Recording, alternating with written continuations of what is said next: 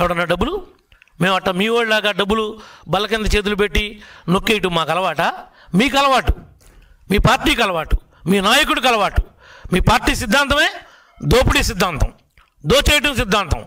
మీరు మమ్మల్ని మాట్లాడేటువంటి నైతిక అర్హత మీకెవరికీ లేనే లేదని చెప్పి ఈ సందర్భంగా తెలియజేస్తున్నాం.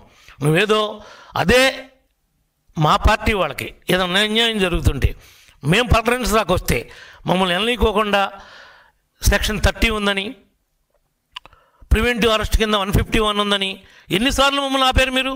కానీ నువ్వు స్వేచ్ఛగా నీ వాడిని పలకరిస్తానంటే వాస్తవం తెలుసుకుంటావేమో అని చెప్పి నిన్ను బందోబస్తు ఇచ్చి మరీ అక్కడ పంపించినటువంటి పరిస్థితి.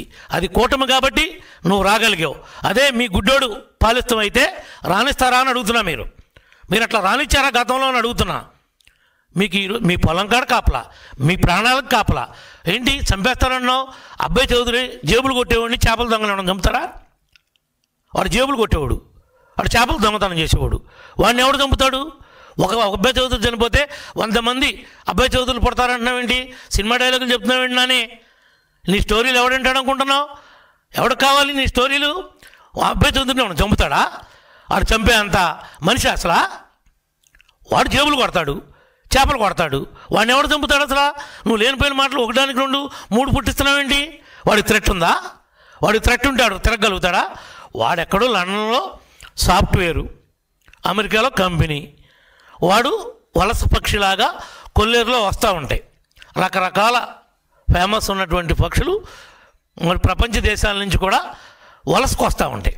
అట్లాగే అబ్బాయి చౌదరి అనేవాడు కూడా దెందులూరుకి వలస పక్షిలాగా సంవత్సరానికి 3-4 సార్లు వస్తాడు.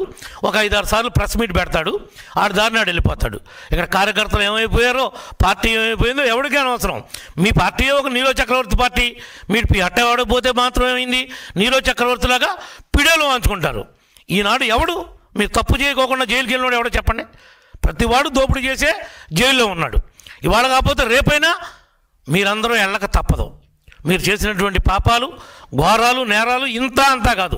వాడికి ఏమీ తెలీదు, చాలా మంచివాడని చెప్తున్నావు.